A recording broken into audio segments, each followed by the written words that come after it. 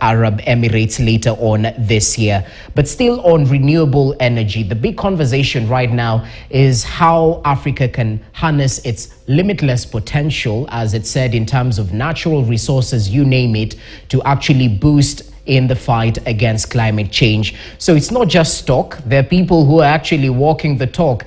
And pleasure to host one of those individuals who is actually an agronomist, and she is part of a team that is equipping dairy farmers with skills in producing biogas, or is it methane gas, to actually cook and use it for home things in terms of the kitchen and whatnot. She'll give us more explanation about this, how exactly it works, the potential that is in methane gas, and what exactly we need to do to increase its uptake right here in the country. I'm joined by Charity Karanja. She is the chief agronomist at Home Biogas right here in Kenya. It's a pleasure to have you with us. How are you doing today? Doing well, Jesse. Nice to meet you. Nice to meet you too.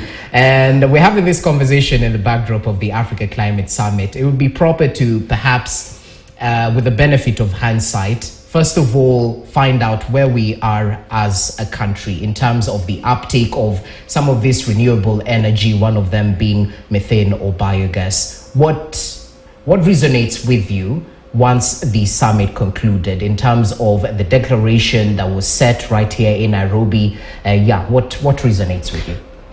I think for us, it was finally we are having this discussion, because as I was just reading through the Nairobi declaration, and one of their concerns is actually they have come to a realization, or actually acknowledging that this is actually tragedy and a challenge in Africa, not just leave alone Kenya, in Africa. And one of the things they're saying is Africa is it's the fastest warming continent. And of course the risks comes in talking about if Africa is going to experience the kind of risks, then that affects the world, because we're talking about food production that goes out. So Africa is able to feed the country. So we are happy about this discussion. And we not just having the discussions, now we need to actually begin to implement it. And I'm happy as we as Home Biogas were actually well a step further before and able to actually implement this. And it also gives us a platform now to actually become more vocal, because there was a little bit of sensitization about climate change. I know people are talking about deforestation and everything, but I think now the communication is a bit targeted to exactly what do we need to do to actually ensure that the climate change is actually experienced. Okay.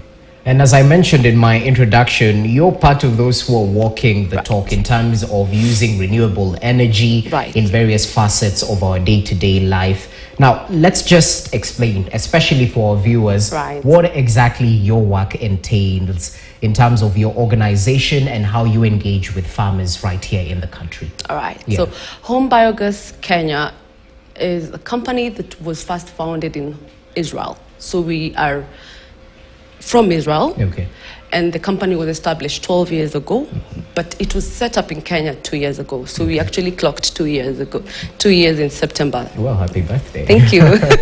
Okay. So Home Biogas is a company that produces digesters, or rather biogas digesters, and produces two main outputs. So it will produce a clean cooking energy, gas, and it will produce a biofertilizer.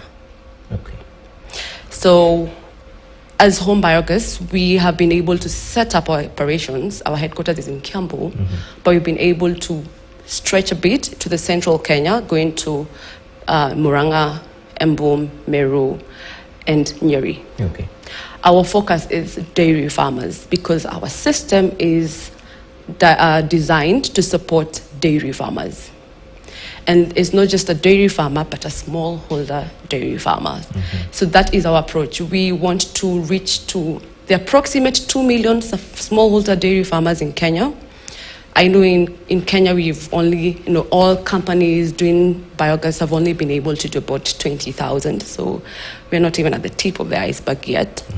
But Home Biogas is actually putting it, been able to push out and giving so much effort in ensuring that we're able to tap this market. Okay, so I've understood you're working with dairy farmers, Yes. especially in central Kenya. Right. And there are two facets to this: for cooking, and is it the digester? The digester produces the cooking gas Okay. and the fertilizer. And the fertilizer. Yes. So what's the process? If Okay. a dairy farmer is watching and he would Right. be interested in taking up this project, what exactly is the process till we get to the finished product? You know?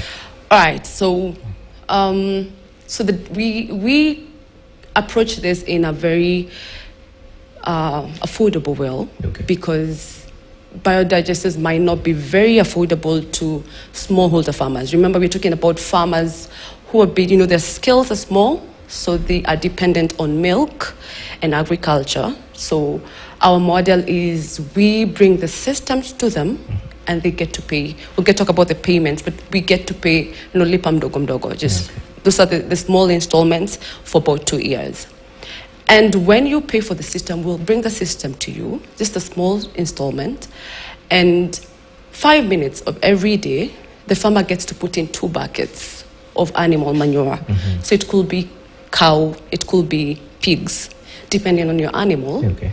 And you will dilute this 2 buckets of manure with 4 buckets of water. And then you'll put it into the digester. In the digester is an anaerobic process. There is no oxygen. And so you have introduced the organic matter and bacteria from the animal stomach. And this bacteria begins to break down this manure, organic matter. So when we first install, so you'll take about 21 days for the system to begin to mature, and the bacteria colony is building up and breaking down this organic matter. So every day, this bacteria that has broken up the organic matter will produce the methane gas. So this methane gas is what we're using as cooking gas, which our system is able to give 5 hours of cooking gas. Okay, so 2 buckets a day can give you 5 hours of cooking gas. And not just 5 hours of cooking gas, but also 100 liters of organic biofertilizer. Which you can use in the farm? Yes. Directly? Directly. Okay, this is interesting. So it definitely has good fruits for farmers who might engage in this particular project. Right. But now the cost factor would come in terms of how far back would it set a farmer? And you mentioned you're working with small-scale farmers. Right. You're trying to target them. If I have 1 cow, can this work with the system you'll actually come and install? Do I have to have a couple numbers of cows, perhaps? And equally, you mentioned 21 days till it breaks down. So from the onset date, when you actually engage the farmer and set up the system, it's not direct. It takes time to actually release this methane gas that can be used for cooking and the other byproduct that can be used as a fertilizer. Yeah. So you are able to get the system if you have a minimum of 2 cows. Okay. So, and 2 cows, it could be a cow and a calf. Okay. So as long as it's a cow. Because the aim is to get 2 buckets of manure. So our estimate is 2 cows are able to give us the 2 buckets of manure. Okay.